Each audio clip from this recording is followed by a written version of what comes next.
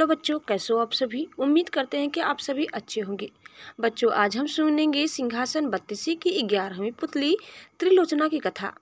राजा भोज हर दिन तैयार होकर सिंहासन पर बैठने के लिए राज दरबार पहुंचते रहे और हर दिन दिव्य सिंहासन की सुंदर पुतलियां जागृत होकर उन्हें टोकती रही।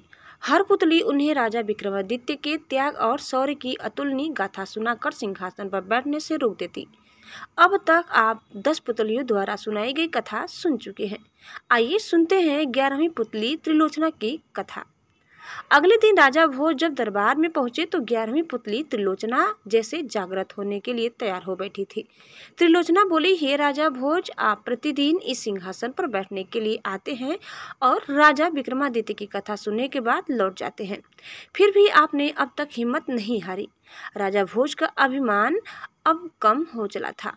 वे विनम्रता पूर्वक बोले, हे सुंदरी, आप हमें राजा विक्रमादित्य की कौन सी कथा सुनाने वाली हैं?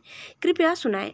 हमारे साथ साथ नगर की प्रजा भी अपने पूर्व राजा की वीरता और त्याग से परिचित होना चाहती है।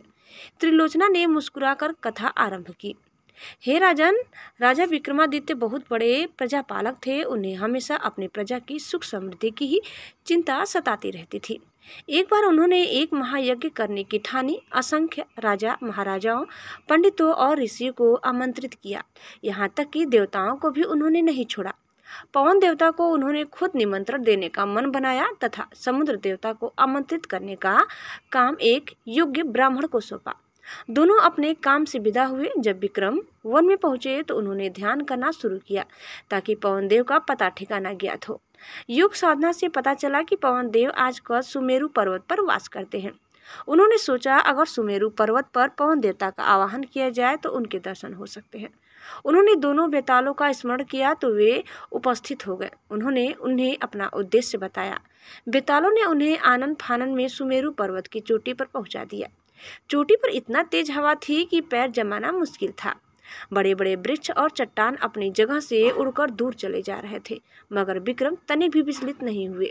वे योग साधना में सिद्धहस्त थे, इसलिए एक जगह अचल होकर बैठ गए।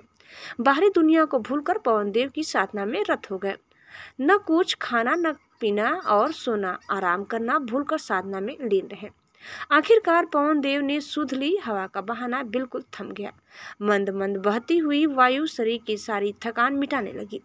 आकाशवाणी हुई, हे राजा विक्रमादित्य, तुम्हारी साधना से हम प्रसन्न हुए। अपनी इच्छा बताएं। विक्रम अगले ही क्षण सामान्य अवस्था में आ गए और हाथ जोड़कर बोले कि वे अपने द्वारा किए जा रहे महायज्ञ में पवन देव की उपस्थिति चाहते हैं। पवन देव के पधारने से उनके यज्ञ की शोभा बढ़ेगी। यह बात विक्रम ने इतना भावुक होकर कही कि पवन देव हंस पड़े। उन्होंने जवाब दिया कि सशरीर यज्ञ में उनकी उपस्थिति असंभव है। वे अगर सशरीर गए तो विक्रम के राज्य में भयंकर आंधी तूफान आ जाएगा। सारे लहलाते खेत, पेड़ पौधे, महल और झोपड़ियां सब की सब उड़ जाएंगी। रही उनकी उपस्थिति की बात तो संसार के हर कोने में उनका वास है, इसलिए वे अप्रत्यक्ष रूप से उस महायज्ञ में भी उपस्थित रहेंगे। विक्रम उनका अभिप्राय समझकर चुप हो गए।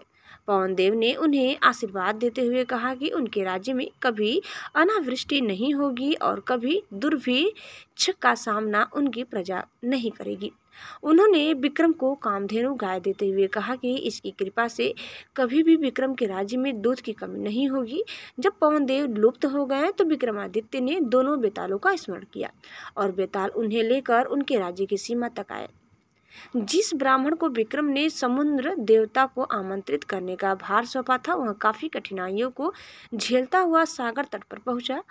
उसने कमर तक सागर में घुसकर समुद्र देवता का आवाहन किया।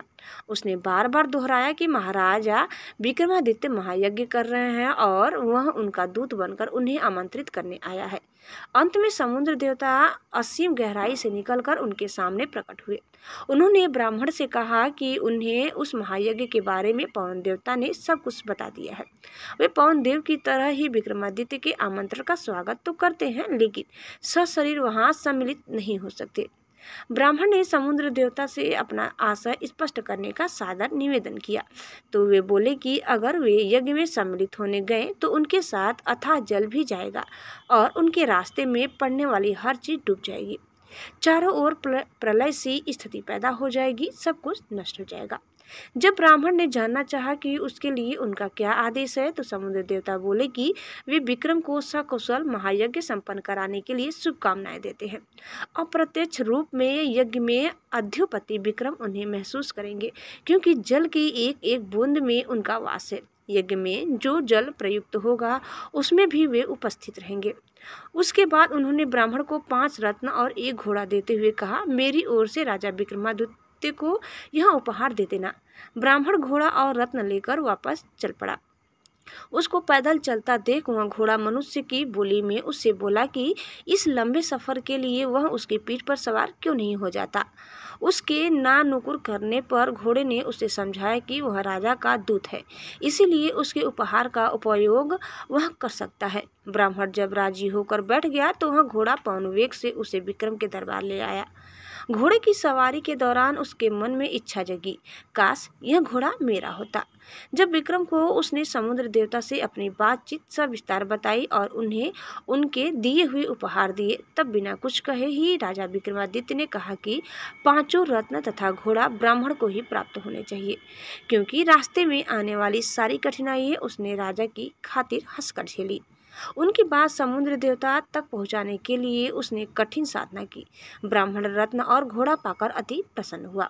इतना कहकर त्रिलोचना बोली, राजन, विक्रमादित्य की तरह प्रजापालक और अत्यंत दयालु राजा न हुआ है और न होगा।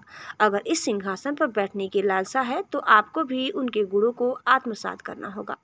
त्रिलोचना पुनः पुतली रूप में सिंहासन पर स्थापित हो गई। अगले दिन 12वीं पुतली पद्मावती ने रोका राजा भोज का रास्ता और सुनाई आकर्षक कथा। तो बच्चों, यह कथा यही समाप्त करते हैं। उम्मीद करते हैं कि आपको हमारी आज की कथा जरूर पसंद आई होगी। कैसी लगी कमेंट करके बताइए। चैनल में नया है तो प्लीज़ लाइक, शेयर और सब्सक्राइब करना न भूलें। धन्यवाद। Bye bye.